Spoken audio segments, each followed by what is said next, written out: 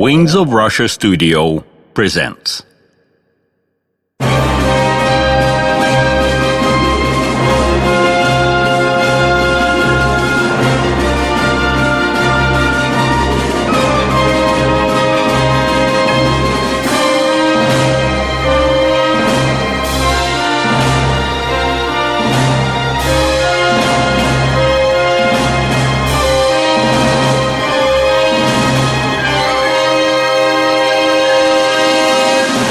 Wings of Russia documentary. In October 1962, the world faced the Caribbean crisis. In response to the Soviet missiles allocation in Cuba, the United States blocked the island of freedom. Tension among nuclear powers was growing. The Soviet strategic bombers were relocated to the borders closer to the targets in Europe and America. Exhausting combat watch began. Alert level was maximum. Nuclear bombs were suspended in bomb bays.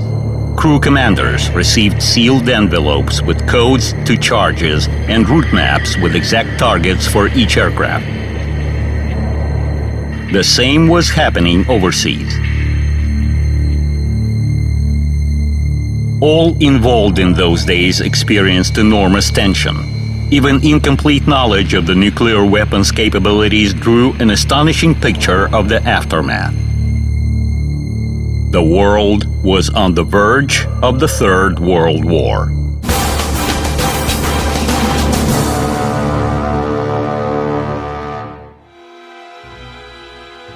The climb to this peak of confrontation started right after the Second World War. Different understanding of the post-war development placed leaders of the former Allied countries at the opposite sides of the barricade. In March 1946, Winston Churchill pronounced his notorious words of the Iron Curtain, which started confrontation and the violently spinning arms race.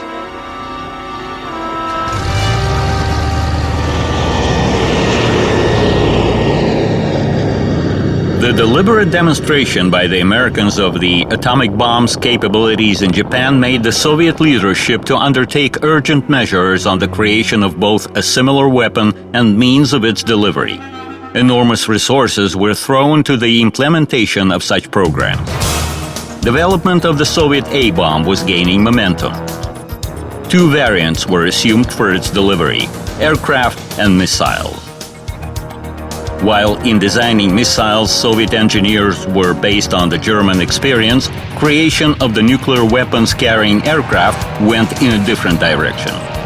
In 1944, several American B-29 bombers made an emergency landing in the Soviet Far East. There were no such long-range bombers in the Soviet Union, so the decision was obvious. The aircraft should be copied. It was B-29 that dropped A-bombs on Hiroshima and Nagasaki. The task was assigned to Andrei Tupolev, who traditionally dealt with heavy bombers. The copy was called Tu-4. Timing was tough. The carrier was supposed to be ready by the time the Soviet A-bomb appears. The work started. No deviations from the original were allowed. Over 900 institutions and design bureaus were involved and new research organizations created. The aircraft was disassembled and drawings of each part were made. They amounted to over 40,000. Every single detail was copied, even a photo camera which was allegedly left by one of the American crew members. Creation of the aircraft significantly increased the level of the Soviet radio and tool engineering industries, gave an impulse to the development of new technologies and materials. The engines were not copied. Parameters of the engines designed by Arkady Shvetsov were close to the Americans. While B-29 had large caliber machine guns, Tu-4 was equipped with cannons. In September 1945, the Americans performed a long-range demonstrational flight of a group of B-29 from Hokkaido, Japan, to Chicago, Illinois. It was a message to Kremlin that the latter was within the nuclear bomber's range. Tupolev, as coordinator of all Tu-4 works, obtained most wide authority. In May 1947, less than within 2 years, the first machine piloted by Nikolai Rybko took off. In August, 3 new bombers were shown at the Tushino Air Parade. It was important for Stalin to demonstrate such aircraft to the potential enemy as soon as possible.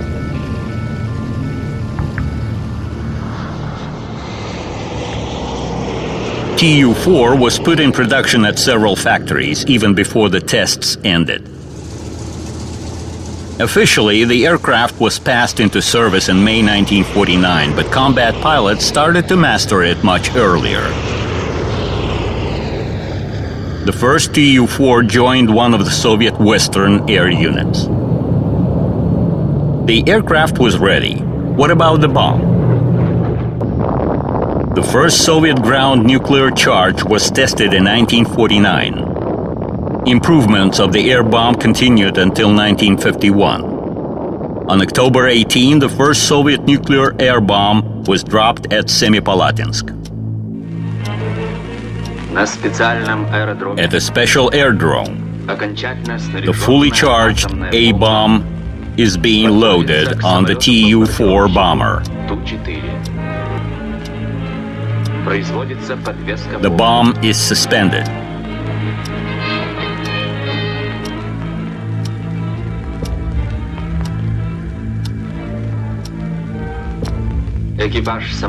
The crew is ready for takeoff. The A-bomb carrying aircraft starts off on a combat mission. The aircraft approaches the target at an altitude of 8,000 meters. The bomb is dropped.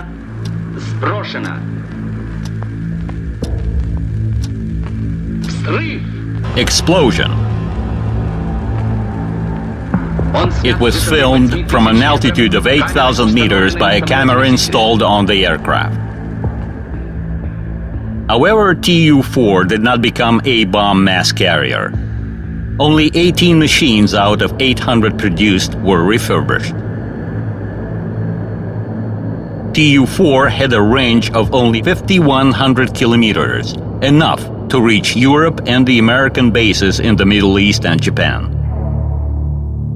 It could not reach the United States itself. From those bases, the enemy could reach practically any point of the Soviet Union. In 1948, the B-36 strategic bomber was made in the United States, representing even a greater threat.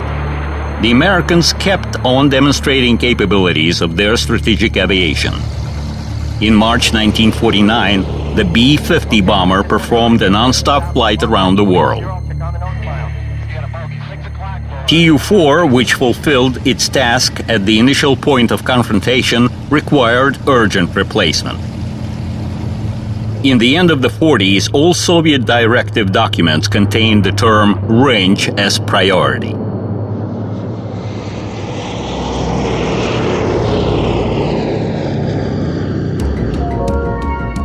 The jet aviation was performing its first shy steps, and designers attempted to squeeze the maximum range out of the piston aircraft by installing less consuming engines and additional fuel tanks. That's what the Americans did, making their B-50 on the basis of B-29. Tupolev followed the same path. Based on Tu-4, he first designed Tu-80 with a range of 7,000 kilometers and then Tu-85 with a range of 12,000 kilometers. But this was later. In the end of the 40s, the desired intercontinental range remained a stumbling block.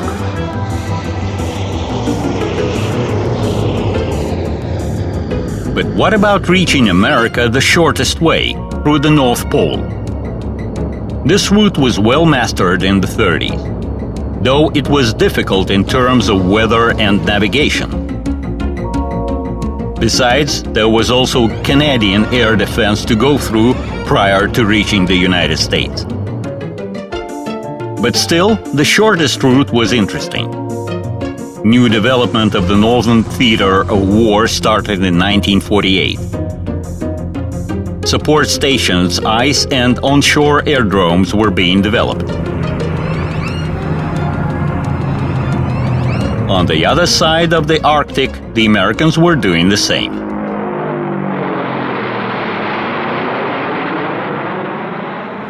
Another solution of the problem was the in-flight refueling. First experiments of this kind were performed on Tu-4, and later, continuously updated, this system became widely used.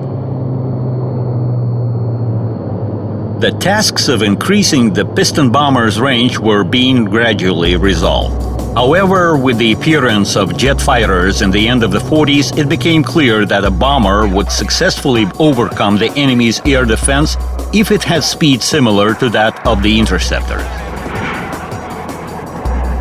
This was proved in 1951 in Korea when B-29 were completely defeated by the MiG-15 fighters.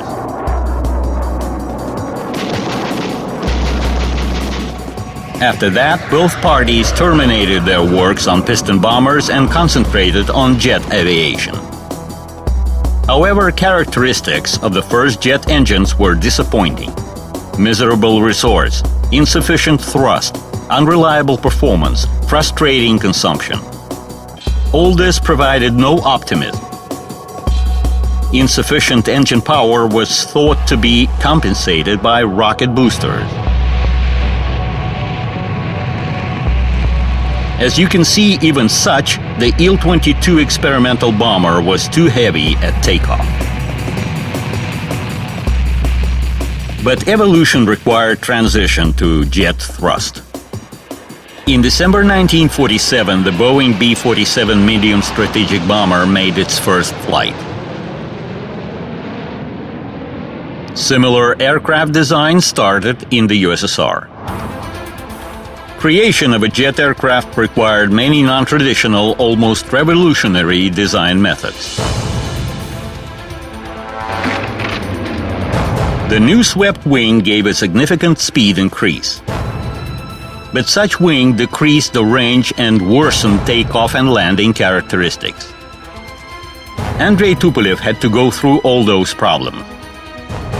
On his way toward Tu-16, his team built an experimental 82 aircraft to master the swept wing.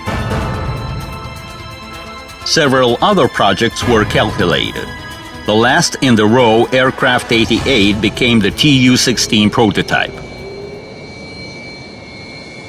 Sergei Ilyushin dealt with high-speed bombers. He once created a successful frontline Il-28 bomber. Therefore, for a new long-range bomber, the military command turned to him. Ilyushin did not take risks and developed the first variant, just like Il-28, with a straight wing. The aircraft was called Il-46. The straight-wing Il-46 performed its first flight in March 1952. 2 months thereafter, the swept-wing Tu-16 also took off.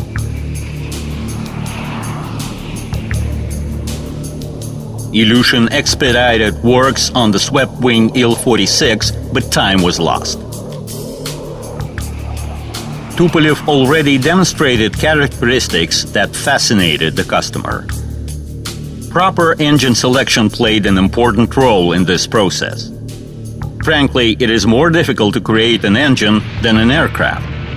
Normally, engine requires longer adjustment. The aircraft designer who puts the stake on the engine, which is at its last stage of adjustment, normally wins.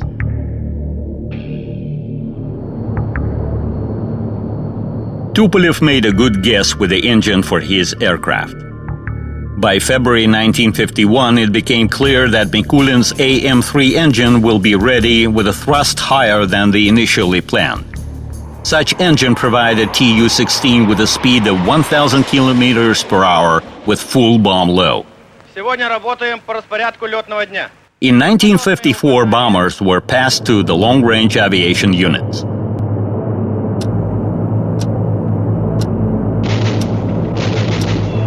Soon, there appeared Tu-16A, the nuclear weapons carrier. Special attention was devoted to the layout and crew protection from thermal and radioactive emissions. The aircraft surface was covered with a special white thermal-resistant paint. Cabin glazing had special shutters.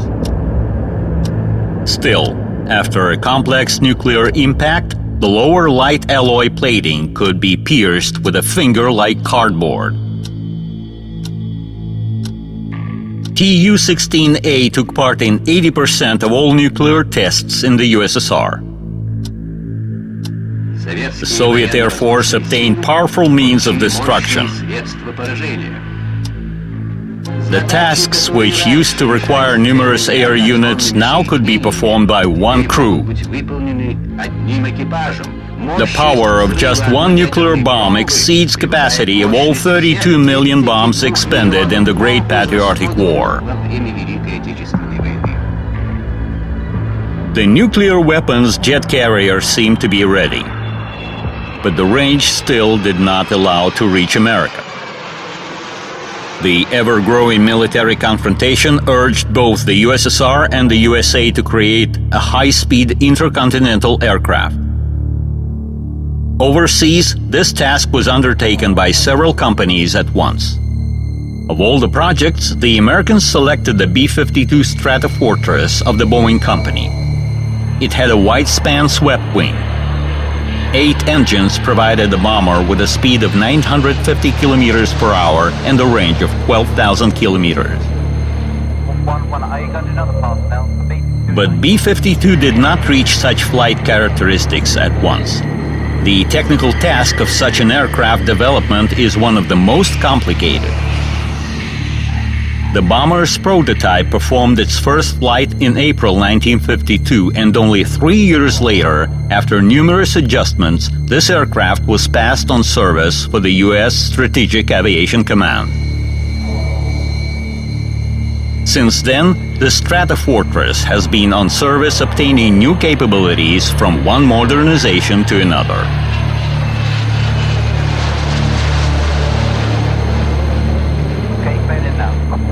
Great Britain also developed a nuclear weapon-carrying aircraft.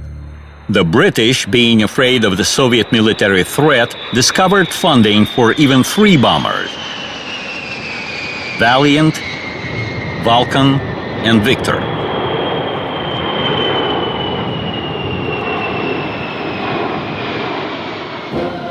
In the Soviet Union, Vladimir Misichev was the first to initiate the high-speed intercontinental bomber construction. He promised the aircraft would have a range of no less than 12,000 kilometers. A governmental resolution on the bomber construction was issued in spring 1951. Only 2 years were given to carry out the task. On January 20, 1953, the crew of Fyodor Apache took the bomber into the sky. The aircraft had a bicycle landing gear, a flexible swept wing, pressurized cabins, and ejection seats. The percentage of novelties and therefore the risk was high. The bomber was equipped with 4 world's most powerful at that time AM-3 engines, each creating a takeoff thrust of 9 tons. Tests were intense. Engines moped, new systems failed one after another, and the promised 12,000-kilometer range was not yet reached. The program faced termination with all further consequences. But let's get back to 1951, when Misichev obtained Stalin's okay for the creation of the unique aircraft. Tupolev, who always specialized in heavy aircraft, was first skeptical of the intercontinental jet bomber construction idea. He offered a project of his own. Tupolev preferred not to risk and did not include high extent of novelty. He even removed hydraulic actuators. He could not refuse using the well-tested propellers and made a stake on the perspective turboprop engine designed by Nikolai Kuznetsov. Stalin decided to have a security in case Misichev fails and provided Tupolev with funds to build his aircraft. Moreover, with the turboprop engines, Tupolev guaranteed a range of 13,000 kilometers. Competition with both the Americans and each other was useful. Since the 30s, Andrei Tupolev was famous for organizing cooperation. This time again, he used his connections and authority in realization of his project and managed to retain a lot of contractors. In November 1952, 2 months prior to the Missishev's aircraft, the Tupolev's Tu-95 took off. But not everything went smooth. During one of the test flights, the first Tu-95 crashed. The lead went back to Missishev, who offered a number of measures to reach the required range. During works on the second M4 prototype, as the aircraft was called, a struggle against excessive weight was launched. A bonus was announced for each kilo of reasonable reduction. The landing gear was equipped with extension mechanism, significantly reducing the takeoff run. The aircraft passed tests within just 4 months. It reached a speed of 950 kilometers per hour and a range of 9,500 kilometers. This was less than the promised, but allowed to cross the ocean. For example, there are less than 8,000 kilometers from Moscow to Washington, D.C. The bomber was urgently commissioned, and on May 1, 1954, it flew over the Red Square. The same year, aircraft started to join air units. The new bomber produced enormous impression on pilots. Less than 10 years passed after the war.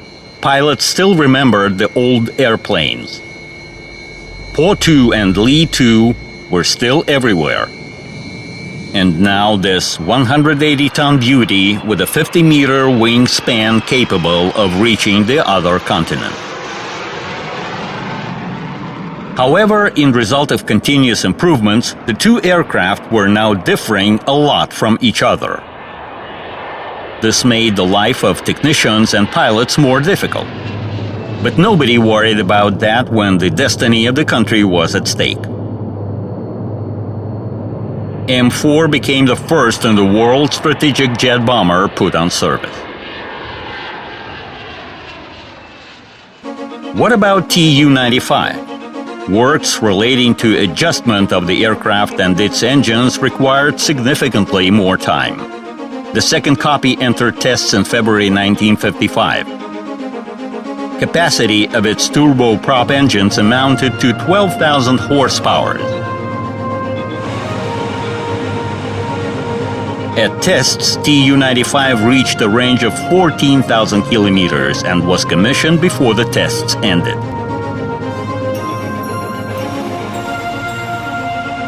It outlived its Missishev's competitor, and all that time its avionics, armament, and combat potential was continuously improving.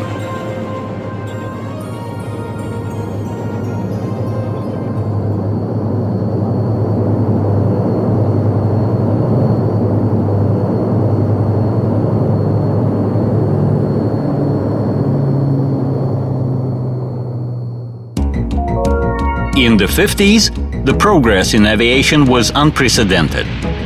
But rocket industry developed even faster. We shall speak of the intercontinental ballistic missiles later. But there were other missiles, or cruise missiles as they were called. Indeed, with the continuous inability of the first-generation bombers to reach the required range, application of such means seemed to be the right solution. There was another reason. Supersonic interceptors and improved air defense left poor chances for the large aircraft to reach the target.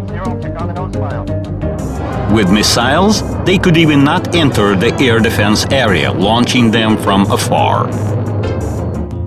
But how to put missiles on a bomber? The first cruise missiles were rather bulky. Bombers had a narrow fuselage. In order to lower the drag, designers were reducing the cross-section at maximum. So missiles could be suspended only outside in a semi-recessed position under the fuselage or put on pylons under the wing. But this created additional drag. However, the total efficiency of such a system was higher than that of an ordinary bomber. Practically all commissioned long-range strategic bombers were tested as carriers of the cruise missile. The Tu-16 long-range bomber also became a missile carrier. In 1954, it was tested with the Comet, the first anti-ship cruise missile.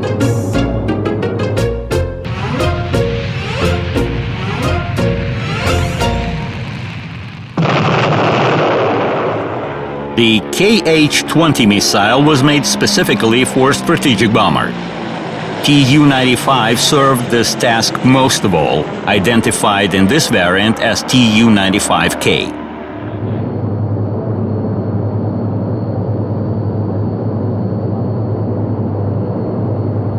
Departing from the carrier, KH-20 could climb at an altitude of 15,000 meters and could fly for 500 kilometers at Mach 2. A similar system was made in the USA. The most successful was the Hound Dog missile installed on B-52. But let's get back to bombers.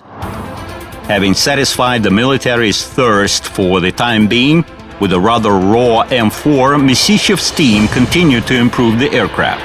Its new modification was called 3M.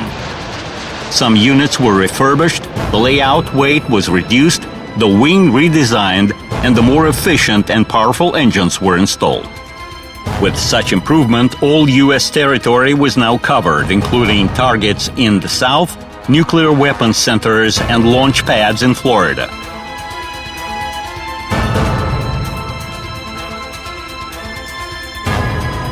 The aircraft was equipped with the in-flight refueling probe. Its first tests were performed on Tu-4, and since then the system was well mastered. It became the main means of extending the smashing sword of the long-range aviation. Tu-16 used a rather complicated wing-to-wing refueling system. The connected replenishment system was optimal for large aircraft.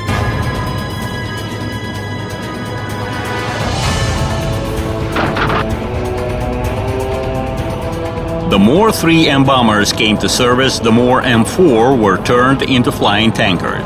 Such giants could share 40 tons of fuel. One refueling increased the range from 12 to 15,000 kilometers.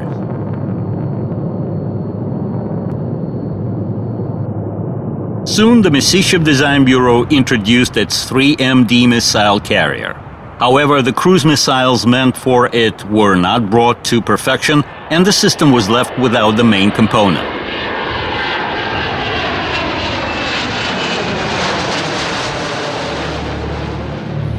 Meanwhile, overseas development of a supersonic bomber was started. It was B-58 Hustler. At Mach 2, it could fly 3,200 kilometers. Such minor range resulted from increased fuel consumption at a supersonic speed. However, the bomber needs such a speed only to overcome the air defense area. Its entire flight is performed at a subsonic speed, and the range remains quite acceptable. It is, of course, attractive to have an aircraft that could fly along at a supersonic speed. But there have been not many such aircraft in the entire history. One of them was the American XB-70 Valkyrie. Its development started in the 50s as an intercontinental bomber. Valkyrie was supposed to fly its entire flight at Mach 3. The project took a lot of time, and the aircraft took off only in 1964. Green lights are out. Looks good. America realized that it was too costly to maintain such bomber. Besides, the supersonic speed was no more a remedy from the air defense missiles.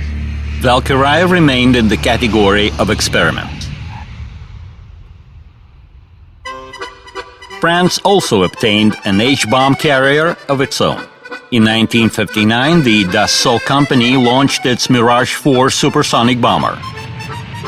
The French considered it to be strategic, but with a range of 2,500 kilometers, the concept of its application was not clear.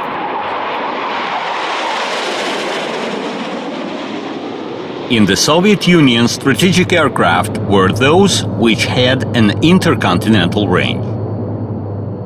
In 1954, Misichev obtained a new task, a supersonic bomber capable of covering 13,000 kilometers with a 5-ton H-bomb. Surprise! The subsonic M4 of this design bureau did not yet show the required range, and now a supersonic and super long-range project. In spite of the huge state support and attachment of hundreds of scientific organizations, the M50 project proved to be practically impossible.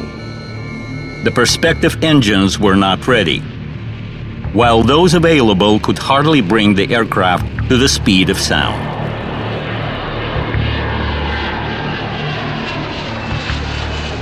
Finally, M50 became a stand for testing new layouts and technological solutions.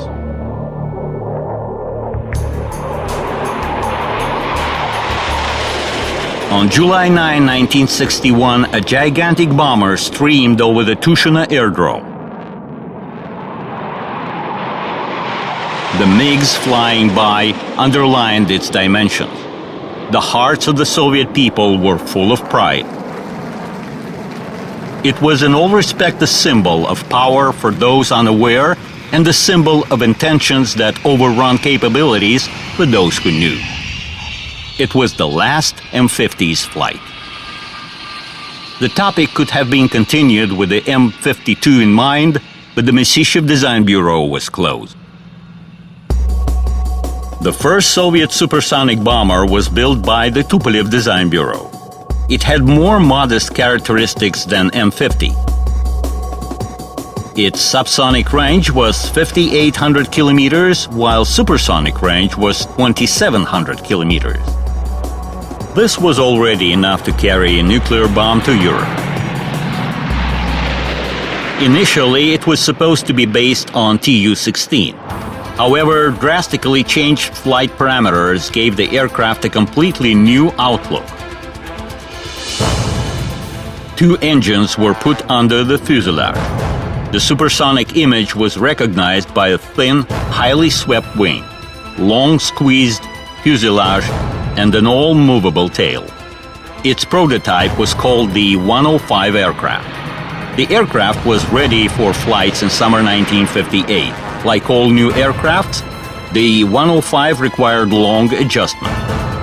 A year later, 105A was issued, which accounted for the deficiencies of the previous machine. Finally, this particular aircraft became the prototype of the Tu-22 bomber, which was passed for service in the long-range aviation. Здравствуйте, товарищи гвардейцы! Вольно! For its specifically thin fuselage, Tu-22 was nicknamed Owl. 18 октября, московское время 16 часов. Я Протон, начало полетов.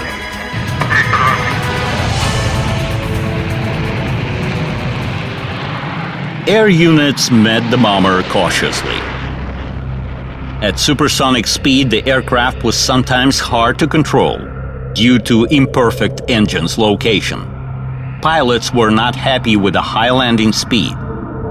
The highly swept wing provides for the supersonic speed but does not allow to fly slow. This, by the way, made the in-flight refueling difficult.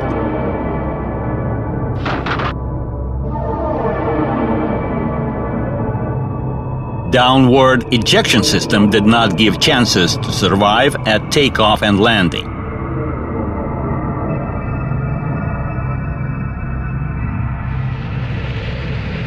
There were cases when crews refused to fly Tu-22. Despite the deficiencies, the bomber occupied its place in the Soviet Air Force. Several modifications were built on its base: a reconnaissance plane, a jammer, a trainer, and a missile carrier. The latter carried Kh-22 missile. As compared to other missiles, it was smaller, lighter, and faster. Its precision was up to 90%. It was already a full-fledged cruise missile.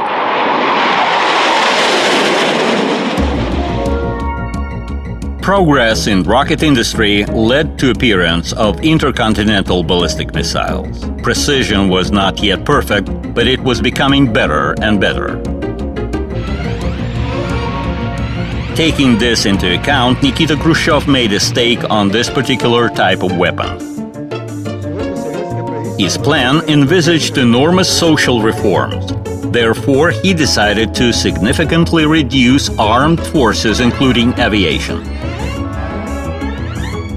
It is worth mentioning that in those days, aircraft could perform a nuclear attack faster than the missile. Although a ballistic missile could reach the target within half an hour, its pre-launch preparation took several days. Besides, launching pads were very vulnerable to retaliation. While aircraft could escape after the strike, change targets, or return back if the order is revoked.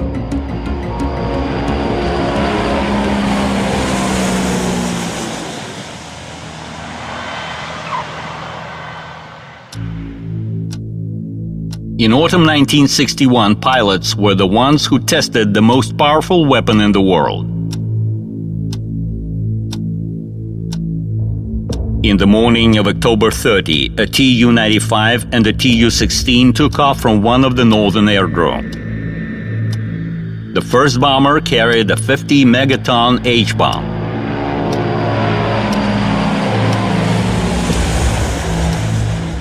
At 11:30 a.m., it was dropped near the Novaya Zemlya island.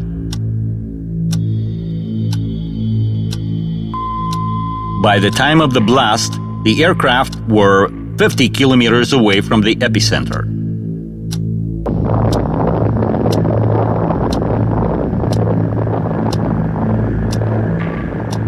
Radio communication was interrupted for 40 minutes.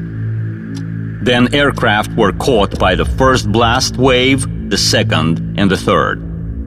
The lightning was dazzling and long. The nuclear mushroom was 65 kilometers high and 95 kilometers in diameter.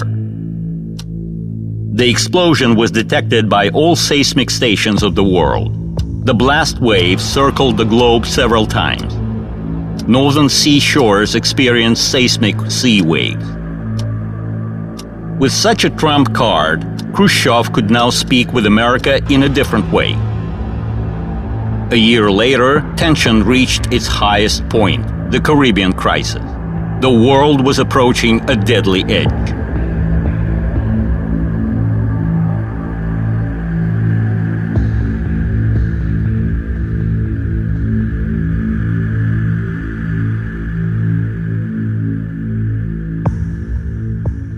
Fortunately, politicians managed to find a way out.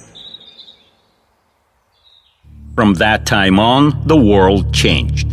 Before the crisis, the arms race was aimed at a real application of nuclear weapons. Now both parties understood that such application was impossible. However, improvement of both the nuclear weapons and the means of their delivery continued. The sense of euphoria in the Soviet Union did not last long. Development of the aircraft strike systems went on practically non-stop. Now real threat was coming from submarines with nuclear weapons on board. Therefore, while ballistic missiles were supposed to destroy enemy's facilities on its territory, aircraft were assigned to fight mobile targets at sea, submarines and aircraft carrying units. Tupolev, Sukhoi and Yakovlev introduced their bomber projects at a tender. The speed was supposed to be 2 or 3 times higher than the speed of sound. The winner was Pavel Sukhoi with his T-4 project. In documents, it was also identified as Product 100. Like M50, the 100 was a display of the most advanced technical ideas. Droop nose, fly-by-wire system, wide use of titanium alloys. All this allowed to reach a speed of 3,200 kilometers per hour. The first flight took place on August 22, 1972. The crew consisted of Vladimir Ilyushin and Nikolai Alferov.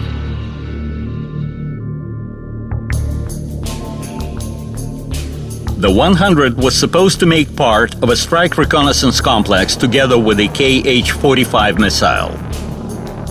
But the order for production did not come. The reasons were several: high project costs and interference of the powerful Tupolev, who did not want to give away his production site. Besides, T-4 did not respond to the new concept of a multi-mode aircraft. This idea occurred in the 60s and promised transition to a new quality level. It was assumed that by optimizing fuel consumption, aircraft could fly in a wide range of speed and altitude. The key to success was in the recently appeared novelty, the variable swept wing. Remember how many problems the swept wing brought to the Tu-22 pilots at landing. Now the aircraft could take off and land with a straight wing, while to increase the speed, it could vary the sweep. In spite of some technical complexity of such a wing, it was optimizing flight characteristics depending on their condition. The variable swept wing allows to use better aerodynamic characteristics at various flight regimes. Takeoff and landing are performed at 20 degrees. The subsonic flight is performed at 30 degrees. The supersonic flight is at 60 degrees. In 1967, Tupolev proposed to make a Tu-22 modification with a variable swept wing. He insisted that it was a modification and not a new aircraft. This was done on purpose. A modification takes less time and funding, which is always attractive for the customer. Of course, Tu-22M was a completely new aircraft. It was simply penetrated by the most advanced equipment of that time. All this expanded capabilities of the new combat complex, but significantly increased the time for the new systems and units adjustment. The main problem was, as usual, the engine. On the next Tu-22M2 version, they were improved, but it did not help much. The aircraft did not show the required characteristics in speed, first of all. However, this did not stop its commissioning.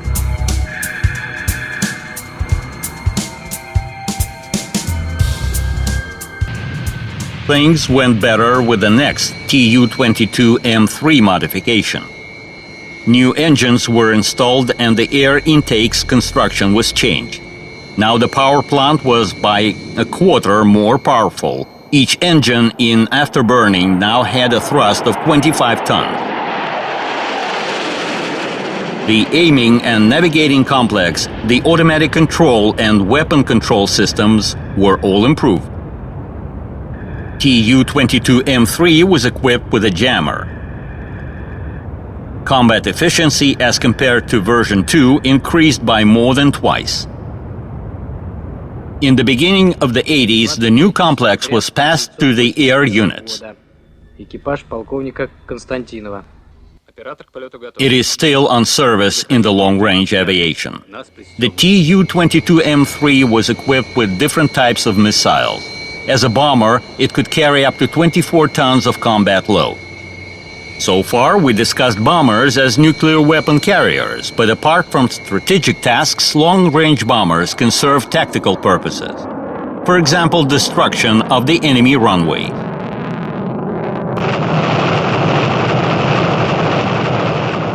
The aircraft range could be increased with the help of the in-flight refueling.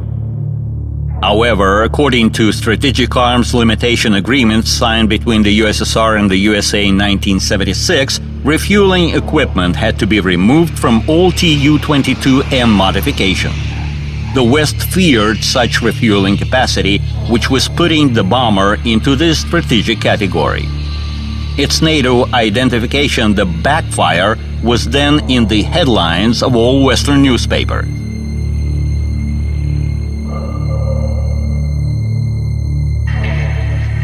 Tu-22M was used in Afghanistan. Taking off from the Soviet territory, they bombed the Mujahid positions. It was then became clear that the bomber's capabilities were excessive for local tasks. The bomber was created for much more, for destruction of entire cities. As to the supersonic strategic aircraft, attempts to create it on both sides of the front never stopped.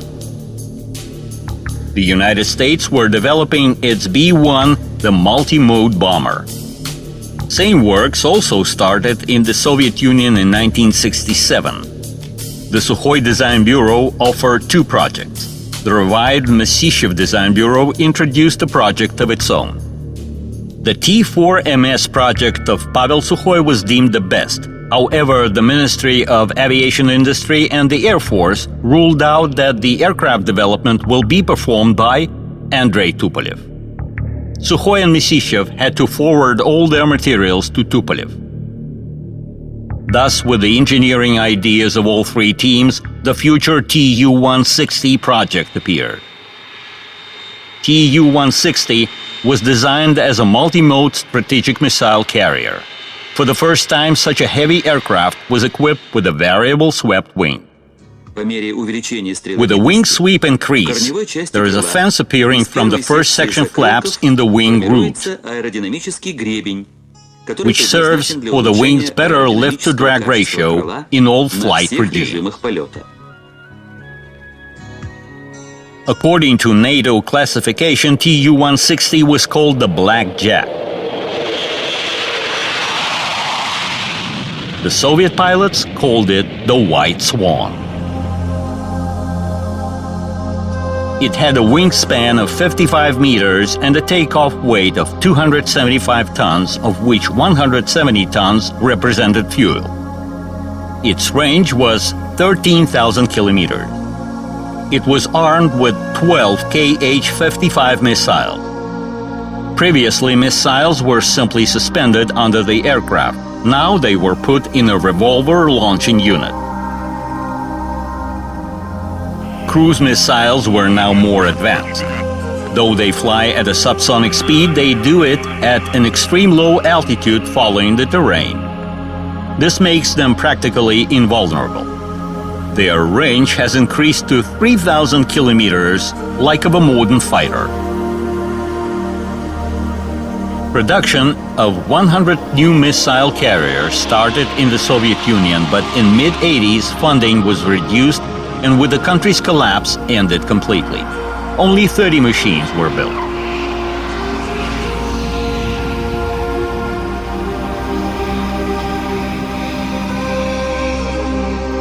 Prior to Tu-160, the strategic niche was occupied by Tu-95. Its modernization was continuous, but it got a second wind in the new Tu-95MS modification.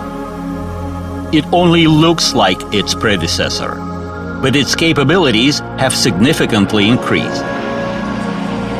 New electronic equipment on board computers, powerful jamming support capable of distracting the most wise enemy's guidance system.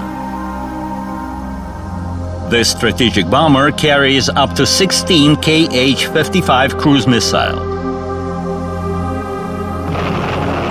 But with all the global technologies, for the first time since Tu-4, this machine was equipped with a toilet room. On all prior aircraft, with a range of up to 10 hours of flight, such a trifle was never given a thought.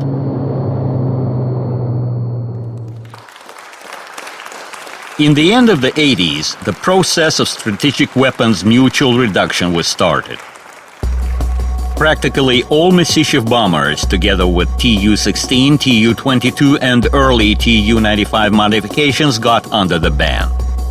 According to the agreement, Tu-95MS can carry no more than 6 cruise missiles. After the Soviet Union's collapse, a lot of bombers remained in the Ukraine and Belarusia.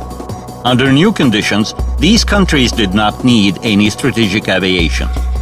Part of the bombers were passed over to Russia, the other part was scrapped. 100 B-1 strategic bombers were issued in the United States by that time. In the new geopolitical conditions, the Americans also started to count whether they needed such an expensive aircraft in such an amount. However, this did not stop them from making a new B-2 stealth bomber, the last tribute to the Cold War.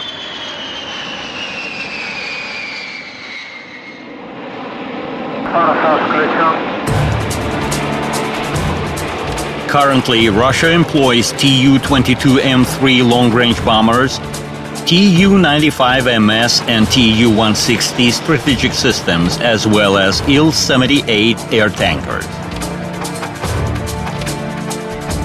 Tu-160 is by right the flagship of the Russian strategic aviation. Each is given its own name. One of the aircraft is called the Ilya Muromets, in honor of the first Russian bomber made almost 100 years ago.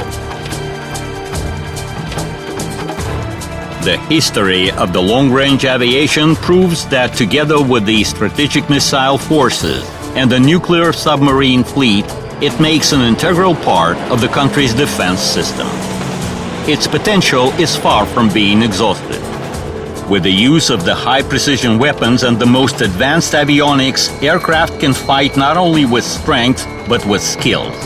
There has been not a single spot on the planet which they could not reach.